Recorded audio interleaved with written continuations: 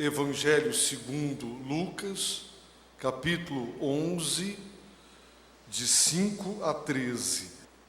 Disse-lhes também: se alguém tiver um amigo e for procurá-lo à meia-noite, e lhe disser: amigo, empresta-me 3 pães, pois um amigo meu chegou de viagem e não tenho o que lhe oferecer.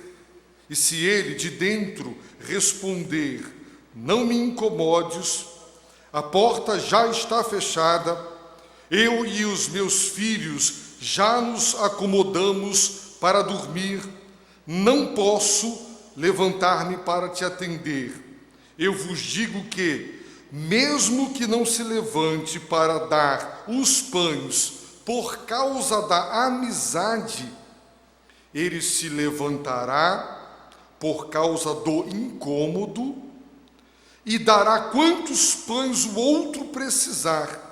Por isso, eu vos digo: pedi e vos será dado, buscai e achareis, batei e a porta vos será aberta, pois todo o que pede, recebe, quem busca, acha, e ao que bate, a porta será aberta. E qual pai dentre vós, se o filho lhe pedir pão, lhe dará uma pedra? Ou se lhe pedir peixe, lhe dará uma cobra em lugar do peixe? Ou se pedir um ovo, lhe dará um escorpião? Se vós, sendo maus, sabeis dar boas coisas aos vossos filhos, quanto mais o Pai Celestial dará o Espírito Santo aos que o pedirem. O Pai Celestial dará o Espírito Santo aos que o pedirem.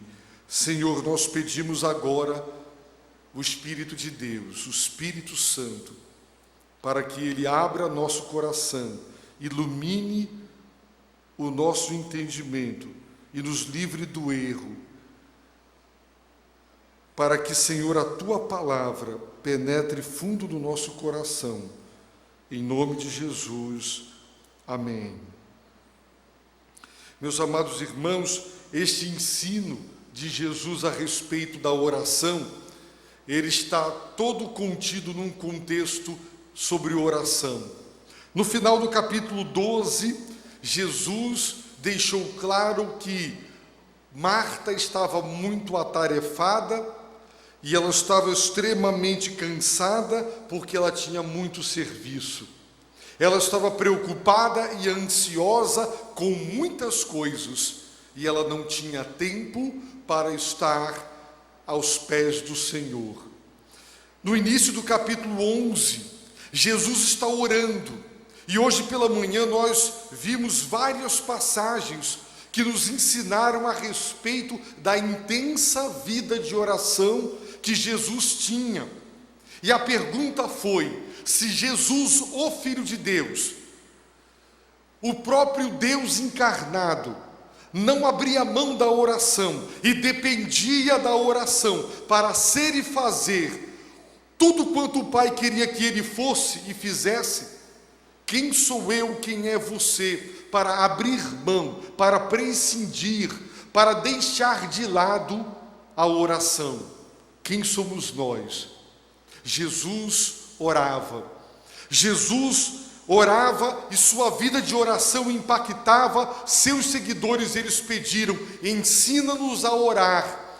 E Jesus lhes deu uma oração modelo, um roteiro com todos os temas na ordem prioritária por ele mesmo estabelecida, de maneira que soubéssemos os assuntos que não poderíamos deixar diariamente de falar com Deus quando orássemos. Então, para nos estimular a oração e para nos advertir acerca da maneira certa de nos aproximar de Deus em oração, ele vai contar a parábola do amigo inconveniente. Por quê? Porque muitas vezes nós, já convencidos da necessidade de orar, erramos na maneira como nos aproximamos de Deus quando oramos. Jesus contou a parábola de um amigo, de 3 amigos. Um amigo recebe quase à meia-noite um viajante, um amigo seu. E era dever sagrado para os judeus ser hospitaleiro. E ele não tinha comida, não tinha pão para dar ao seu amigo, cansado e faminto da sua viagem. Ele se dirige à casa de um outro amigo, calcado nessa amizade, pensando: amigos se socorrem, amigos se ajudam, e eu, baseado na minha amizade com ele, eu o buscarei. E ele vai ao encontro dele. E na verdade, meus irmãos, ele se decepciona, porque ele pede e ele recebe um não. Ele recebe uma resposta que lhe deixa claro: você é inoportuno, você é inconveniente, você está me atrapalhando, eu não vou lhe atender. Mas a Bíblia diz que aquele homem acabou atendendo a solicitação de pão, porque aquele homem continuou batendo na porta, ele continuou pedindo, ele continuou batendo, e apesar de todos os nãos, todos os foras, apesar de todas as duras palavras chamando-o de inoportuno e de inconveniente, ele continuou. Ele se esqueceu de si, ele se esqueceu do outro e ele continuou, ele persistiu. E por causa do incômodo, e a palavra incômodo na Bíblia, em nossa versão e nas outras, por causa da sua persistência, a palavra original significa por causa da sua falta de vergonha, porque ele não foi orgulhoso, porque ele se esqueceu do seu próprio orgulho ferido, ele persistiu. E hoje nós de manhã consideramos que nós seres humanos somos extremamente orgulhosos, e muitas vezes nós dizemos: eu não vou pedir, as pessoas estão vendo que eu estou precisando, portanto eu não peço nada a ninguém. Outros dizem: eu só pedirei uma única vez, eu não peço 2 vezes, eu não vou me humilhar, eu não vou me rebaixar, eu tenho vergonha na cara, eu não vou ficar levando não, eu não vou ficar levando fora e ainda insistindo para ser socorrido. Pois esse homem não teve vergonha na cara, ele continuou pedindo. A necessidade era urgente, o dever sagrado de alimentar um viajante hospedado em sua casa, para ele foi maior do que o seu próprio orgulho. E Jesus está ensinando, meus irmãos, que nós, quando nos aproximamos de Deus, devemos persistir em oração. E muitas vezes, quando nós abordamos a Deus, nós o fazemos de forma arrogante, de forma orgulhosa e de forma prepotente. Nós nos apresentamos diante de Deus como o fariseu que começou a dizer a Jesus as suas virtudes. Ele se achava com direitos, exija seus direitos. Ele se julgava com méritos. Ele tinha um currículo de obediência e ele achava que Deus não poderia negar-se a ajudá-lo. E muitas vezes, quando as pessoas oram, elas oram assim, dizendo: Deus, eu sou fiel, Deus, eu tenho sido teu servo ou tua serva, Deus me responde, e esquecem que tudo é produto da graça de Deus. E enquanto nós abordamos a Deus assim, Deus não nos ouve. E Deus muitas vezes nos espera até que nós nos quebrantemos e nos humilhemos na sua presença e desistamos de qualquer tipo de mérito, desistamos de qualquer tipo de currículo, de histórico que faça com que Deus nos julgue dignos de receber o que estamos pedindo. Nós temos que nos humilhar, e nós vimos hoje pela manhã diversas passagens onde Deus, por exemplo, Acabe, quem conhece a história de Acabe e Jezabel, sabem o que aquela dupla dinâmica aprontou. No entanto, e apesar de tudo isso, Deus, meus irmãos, se compadeceu de Acabe porque ele se humilhou. Todos sabemos quem foi o rei Manassés e as atrocidades e as abominações que aquele homem cometeu, mas ele se humilhou. Todo aquele que se humilha diante de Deus é exaltado. Por isso, quando nós oramos, nós temos que nos humilhar, porque quem se exalta é humilhado, mas quem se humilha é exaltado. Aquele homem se humilhou e ele foi atendido. E Deus não quer que nenhum de nós dele se aproxime, julgando-se digno de receber dele o que está pedindo. Quantas pessoas dizem: pastor, como Deus deixou que isso acontecesse com aquela pessoa? Uma pessoa tão séria, tão santa, tão consagrada, por quê? E no fundo nós achamos, meus irmãos, que Deus não pode deixar que certas coisas aconteçam. Ou quando nós oramos, nós dizemos: Senhor, eu sou fiel, eu não tenho dado mau testemunho, eu tenho, durante toda uma história de vida, vivido para Ti. Deus me ouve e me socorre. Porque nós, no fundo, continuamos a pensar que a nossa obediência produz mérito para que Deus nos ouça. Esta parábola ensina que nós precisamos nos tornar pobres de espírito e dizer: eu não sou nada e eu não tenho nada para te oferecer. Então pedimos misericórdia e suplicamos graça para sermos socorridos no momento oportuno, naquele momento que agradar a Deus intervir. Foi isso, meus irmãos, que Jesus ensinou. Aquele homem foi persistente, porque o seu orgulho foi deixado de lado e ele obteve a vitória. Ele está nos ensinando, não que Deus é dobrado pela insistência, também não está ensinando que Deus está indisposto a dar, como este amigo entre aspas. Na verdade, ele prossegue dizendo no verso 9: por isso eu, Jesus, o Filho de Deus, vos digo, pedi. E o verbo pedir, o verbo buscar e o verbo bater estão no imperativo, são ordens. Jesus está dizendo: peça, busque, bata. Está no tempo presente. Eu tenho ensinado aos irmãos que sempre que nós lemos o tempo presente na Bíblia, equivale ao gerúndio em nossa língua. É uma ordem que Deus nos dá, é uma ordem que expressa a necessidade da continuidade, da perseverança. Ele está dizendo: peça e não pare de pedir, busque e não pare de buscar, bata e não pare de bater. Ele está incentivando a perseverança na oração. O que você está pedindo é uma necessidade real, não se trata de um capricho. Deus ainda não respondeu. Existe uma obra primeira que precisa ser feita na sua vida para que Deus lhe atenda. Então a ordem é: peça, busque e bata, e não pare. Deus nos quer aos seus pés.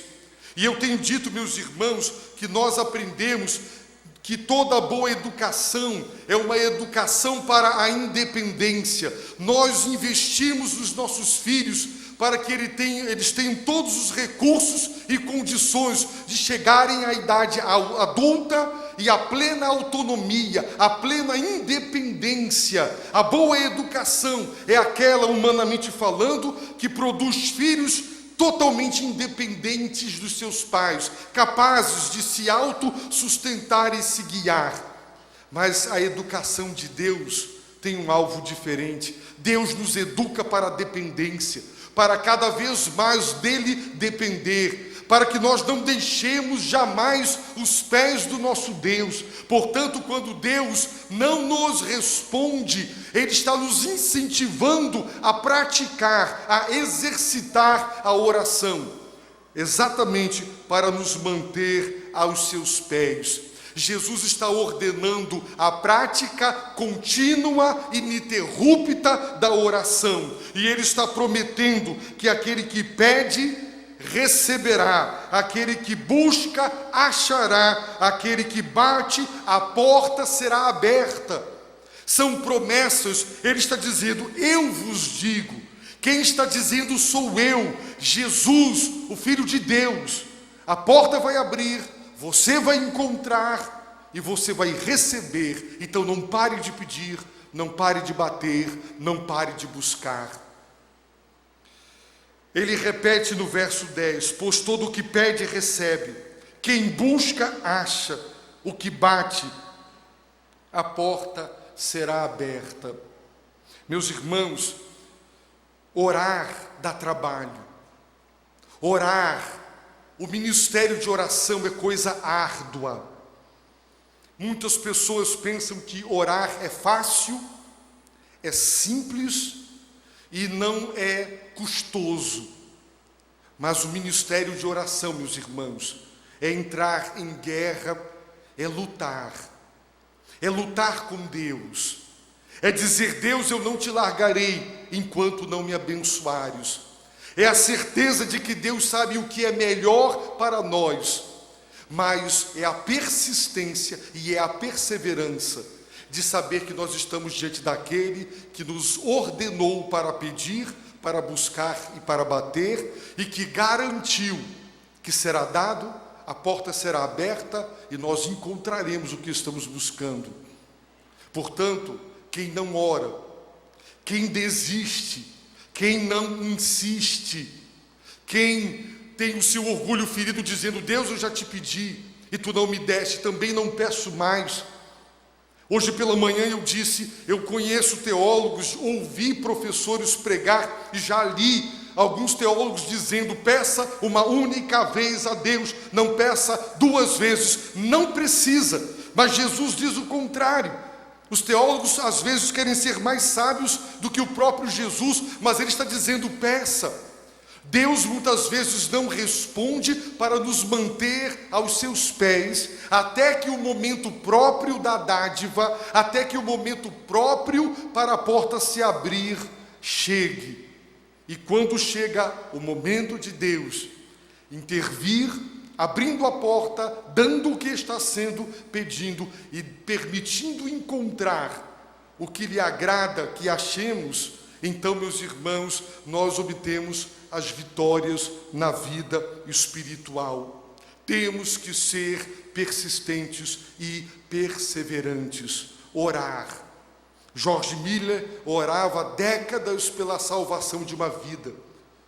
E enquanto ele não contemplasse aquela vida remida, ele não parava de orar. Não deixe de orar pela salvação da sua família. Não deixe de orar pela salvação deste bairro. Não deixe de orar pela sua igreja. Não deixe de orar. A aparência pode dizer: não está fazendo efeito, não está dando certo, eu não estou vendo os resultados. Não pare de orar, não pare de interceder. Deus está vendo, Deus está ouvindo, e nós temos de Deus a promessa: a porta vai abrir, você vai encontrar, você vai receber. Então, meus amados irmãos, o Senhor sobe um degrau mais elevado, e Ele nos pergunta, ao perguntar aos seus íntimos discípulos: qual pai dentre vós, se o filho lhe pedir pão, lhe dará uma pedra? Existe algum pai aqui tão desnaturado a este ponto? Existe aqui algum pai, alguma mãe, que se o filho lhe pedir peixe, lhe dará uma cobra? Existe algum pai aqui que se o filho pedir um ovo, lhe dará um escorpião? Existe? Jesus afirma: se vós, sendo maus, é isso o que vocês são, maus. Meus irmãos, quando nós estudamos a doutrina bíblica do homem, a antropologia bíblica, é o que nós estamos estudando na escola bíblica dominical, nós aprendemos que herdamos a culpa de Adão. Nascemos culpados aos olhos de Deus e já nascemos executados pela justiça divina, porque nos encontramos em um estado de morte espiritual. E se morrermos fisicamente, espiritualmente mortos, nós sofreremos o dano da morte eterna, o inferno. Herdamos também de Adão a corrupção. Herdamos de Adão o que a teologia chama de pecado original. É uma herança, triste herança que Adão nos deixou. Nós herdamos uma natureza corrompida, pecaminosa. Por isso Jesus está dizendo: vós, sendo maus, vocês sabem dar boas coisas aos seus filhos. Observem que a queda danificou o homem, tornando-o em um ser mau. No entanto, e apesar da queda, continuamos capazes de fazer coisas boas. Sabemos dar boas coisas aos nossos filhos. A queda, meus irmãos, não destruiu plenamente a imagem de Deus no homem. E o que a Bíblia chama, ou a teologia chama de a graça comum, Deus continua abençoando ricamente a humanidade, uma humanidade que não lhe reconhece, não lhe agradece e não lhe glorifica. A graça comum é um termo que a teologia cunhou para descrever todas as bênçãos que Deus continua derramando sobre uma humanidade ingrata, uma humanidade que o despreza. E a graça salvífica é a obra de salvação operada pelo Espírito Santo. Irmãos, por causa da graça comum, por causa da família, por causa do Estado, as instituições que Deus estabeleceu e por causa da consciência que Deus nos deu, não somos tão maus como poderíamos ser. Às vezes nos assustamos com a capacidade que o ser humano tem de ser mau. Quando nós ouvimos falar de pedofilia, de crianças indefesas que são violentadas, abusadas durante anos, a capacidade do homem de ser mau, e convivemos com pessoas que não temos ideia do que elas são capazes e do que cada um de nós é capaz. Cada um de nós aqui é capaz das maiores atrocidades e iniquidades, porque o mal está dentro de cada um de nós. E se não fosse a educação familiar, se não fosse as leis do país que freiam e põem limites à maldade humana, todos nós faríamos muitas coisas que não fazemos em virtude de todas estas coisas. Jesus disse: vós, sendo maus, é isso o que somos.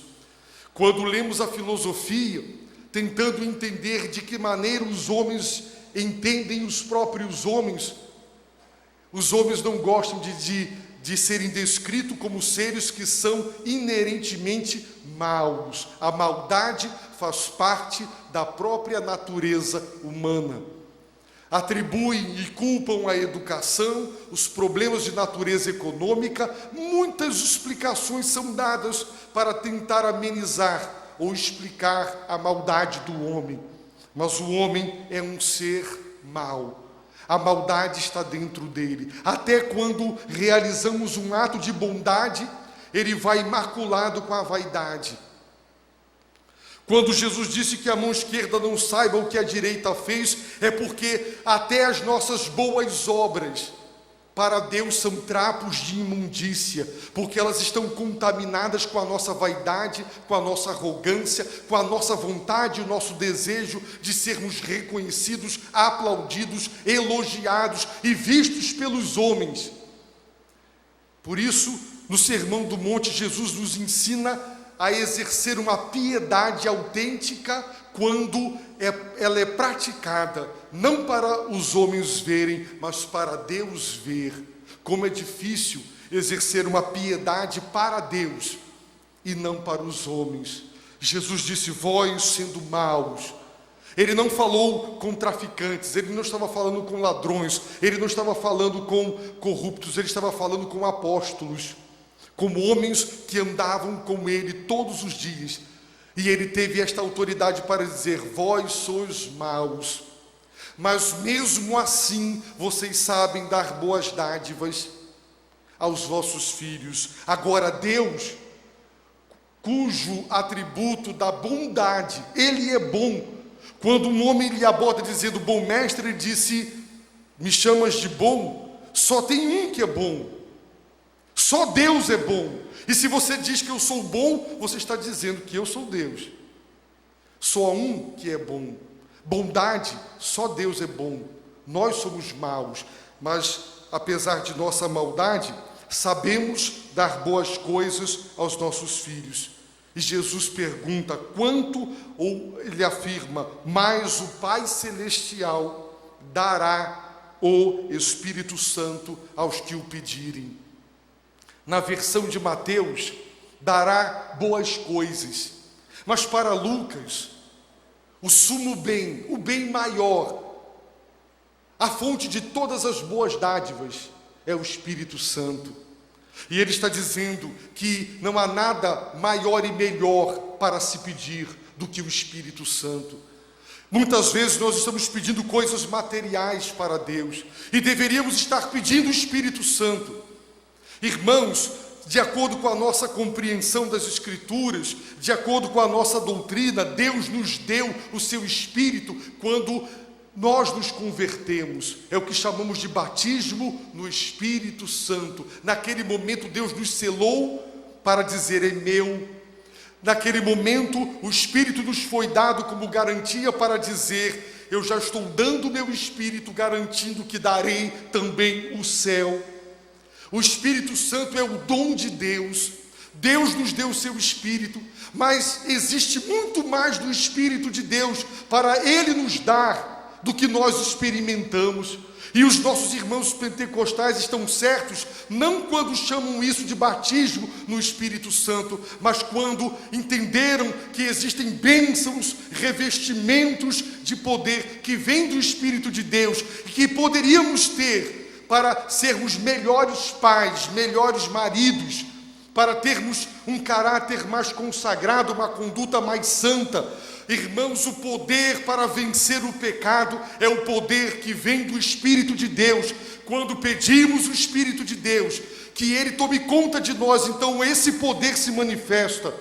Basta que os irmãos, ao lerem o Antigo Testamento, observem a expressão que Sansão, o Espírito de Deus se apoderou dele, e ele ganhou força sobre-humana. Quando o Espírito veio sobre e se apoderou de Gideão, toda a sua covardia deu lugar à coragem. Irmãos, quando o Espírito de Deus veio sobre Zacarias, ele profetizou. Quando o Espírito de Deus veio sobre Isabel, ela teve revelação e ela profetizou em nome do Senhor.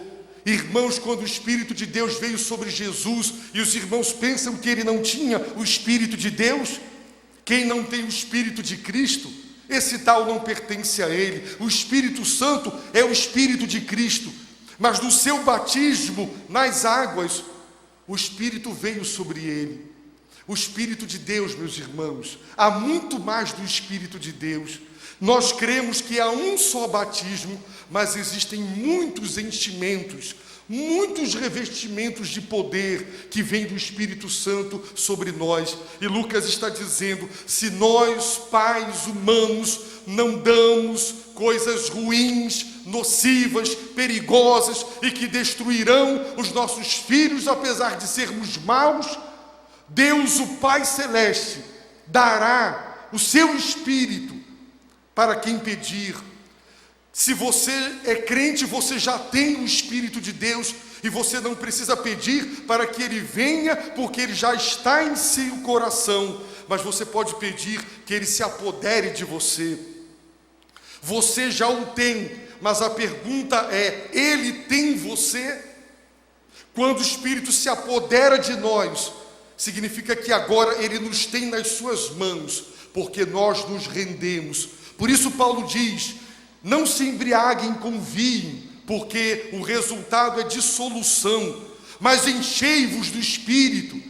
O Espírito está no vosso coração, e Ele quer controlar, Ele quer dominar, Ele quer ungir, Ele quer dirigir. Podemos ser diferentes do que somos, porque Paulo diz, a Bíblia diz que onde está o Espírito do Senhor, aí há liberdade. Liberdade do pecado. Não temos a perfeição. Nenhum de nós pode passar o resto da vida dizendo: eu sou assim e acabou, porque o Espírito de Deus, quando nos toma, Ele nos muda. Mas também podemos pedir o Espírito de Deus para quem não tem. E pedir o Espírito de Deus para quem não tem é pedir salvação, é pedir: Deus salva. Deus deu o seu Espírito àquele homem, ele está vazio, ele não é templo do teu Espírito, ele não é morada do teu Santo Espírito, ele está vazio, ele está morto. Dê a ele o seu Espírito, porque quem vivifica é o Espírito. A carne, a capacidade humana não serve para nada. Por isso, Lucas não diz como Mateus que ele nos dará boas coisas. Ele diz: qual é a maior e melhor de todas as dádivas? É o Espírito. E a igreja tinha que pedir o Espírito. Para somar este púlpito e pregar, eu tenho que pedir: Deus me dê o seu Espírito, me enche do seu Espírito. Para ir visitar uma pessoa, Deus me enche do seu Espírito. Para tocar um instrumento, Deus me enche do seu Espírito. Irmãos, quando estamos cheios do Espírito de Deus, é porque Ele está no controle do nosso ser. E o produto do controle do Espírito na nossa vida é o fruto do Espírito. É a semelhança com Jesus. Manso, humilde de coração, santo, puro, imaculado. Esse é o produto maior da santa presença do Espírito. E todos sabemos que os problemas que nós enfrentamos, boa parte deles, nós mesmos somos os causadores deles. Muitas vezes, quando faço o aconselhamento do gabinete, eu costumo dizer: você não está com um problema conjugal, o seu problema é espiritual, porque se você estivesse obedecendo o que Deus diz para que você, marido, cumpra, você não estaria tendo os problemas conjugais. Os problemas conjugais que você está tendo, eles são resultados da sua desobediência a toda a orientação que Deus lhe dá como marido. Os problemas conjugais que você tem, esposa, é problema da sua desobediência a toda a direção que o Espírito de Deus lhe dá para ser esposa. Se cada homem obedecesse o papel que Deus lhe determinou e os mandamentos que Deus lhe decretou, os problemas conjugais seriam resolvidos. Os problemas de relacionamentos do seio da igreja seriam resolvidos. O Pai dará o Espírito Santo. E se Ele dará o Espírito, as outras coisas, como o emprego, como melhorias, como solução de problemas, isso tudo virá no tempo de Deus, do jeito de Deus e para a glória de Deus. Irmãos, aprendamos com Jesus, aceitemos o desafio, tenhamos como ele teve vida de oração, insistentemente vamos bater. Irmãos, eu tenho pedido salvação do Amazonas todos os dias. Quantas lágrimas você tem derramado quando ora, pedindo a salvação de educandos? Ou você ora com os olhos secos, não se emociona, porque não sente no coração a dor de pensar que existem tantos jovens agora nas drogas, tantas jovens na prostituição, tanta gente sem Deus e sem salvação. Os nossos olhos só ficam marejados, só ficam com lágrimas quando nós estamos feridos, mas quando é a dor dos outros, oramos com olhos secos, porque não somos os verdadeiros intercessores. Intercessores são aqueles que se colocam no lugar dos outros e oram pelos outros, como se estivessem orando por si mesmos. Como não sofrer? Quem não derrama lágrimas diante de Deus é porque não intercede com a paixão que deveria caracterizar as pessoas que amam umas às outras. Quem não chora pelo mundo perdido é porque ou não acredita no céu e no inferno, ou porque não acredita mesmo no Evangelho, ou porque não se importa com o destino humano. Quem toca a sua vidinha particular atrás dos seus próprios alvos, e faz da igreja apenas uma terapia ocupacional domingo, ainda não entendeu o sentido da vida e o propósito da existência, que é adorar e servir a Deus, e ser tudo e fazer tudo para que Deus seja glorificado. Pedir o Espírito Santo. Deus nos dará boas dádivas. Peça, não pare de pedir. O que você está pedindo é bom. Lembre-se, quando Deus diz não, é porque você está pedindo cobra. Você pensa que está pedindo ovo, mas você está pedindo cobra. Deus é bom, Deus não dá cobra, Deus dá ovo. Você pensa que está pedindo pão, mas você está pedindo pedra, vai quebrar seus dentes. E Deus não vai colocar uma pedra parecida com um pedaço de pão e não vai mandar você morder, porque vai quebrar os seus dentes, vai cortar a sua língua. Deus não nos dá pedra, Deus nos dá pão. Só que na nossa visão limitada, na nossa visão carnal, por causa dos nossos caprichos, nós pensamos que aquilo para nós é, meus irmãos, um peixe, mas é um escorpião. Para nós é um tambaqui, mas é um escorpião, é venenoso, vai nos matar. Deus sabe. Como eu agradeço a Deus tudo quanto Ele me disse não, porque se tudo quanto eu pedi a Deus Ele tivesse me dado, Ele teria me dado só coisas ruins, e Ele me livrou da minha própria oração estúpida, imatura e infantil. Irmãos, Deus é o nosso Salvador, e Ele também nos salva dos nossos pedidos ridículos, dos nossos pedidos que não fazem sentido, dos nossos pedidos que irão nos destruir se Ele nos der. E Deus nos ama, Ele não fará isso. É por isso que nós temos que confiar. Todas as portas que Deus já fechou foram livramentos. Tudo quanto Deus não me deu, e tudo quanto eu não encontrei, é porque não era bom, porque se fosse bom, a porta estava aberta, a dádiva teria sido doada, e eu teria encontrado, e você também. Então, confie no amor que Deus tem por você, é o Pai Celeste.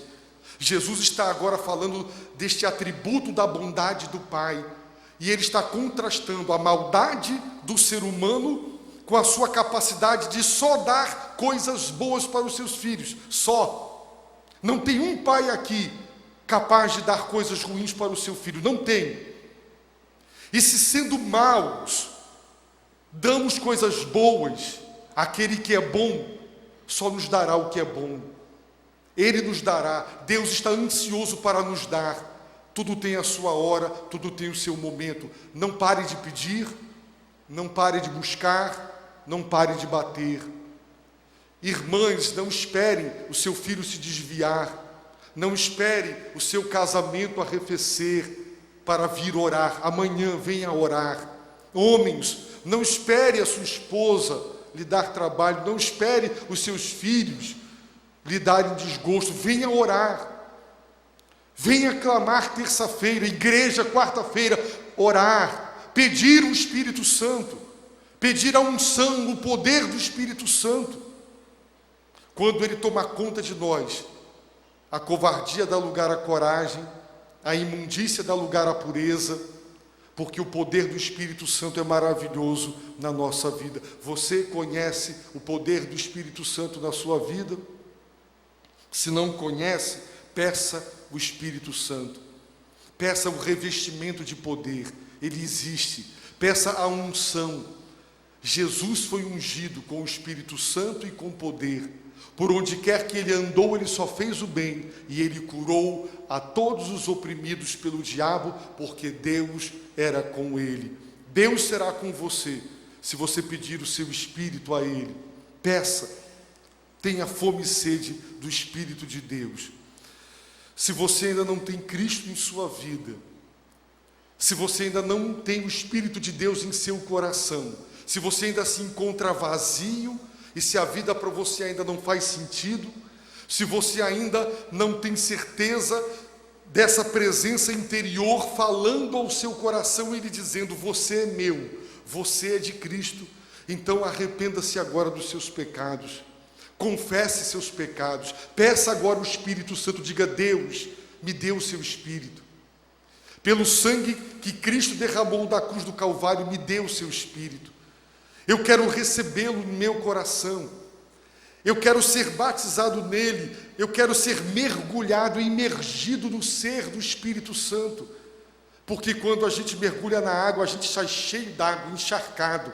Por isso, no Pentecostes, no batismo, todos ficaram cheios do Espírito. Porque a plenitude é resultado do batismo.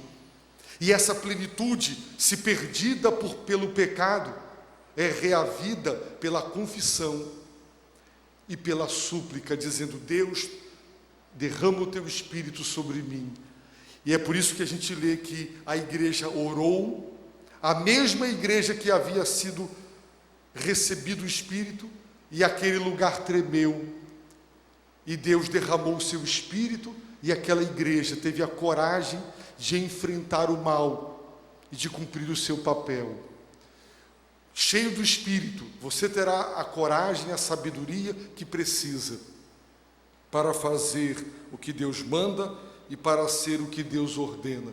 Então abaixe a sua cabeça, ore, entregue-se a Jesus, peça agora o Espírito de Deus para a sua vida, peça a unção que vem do alto, que vem dos céus, peça ao Pai Celestial.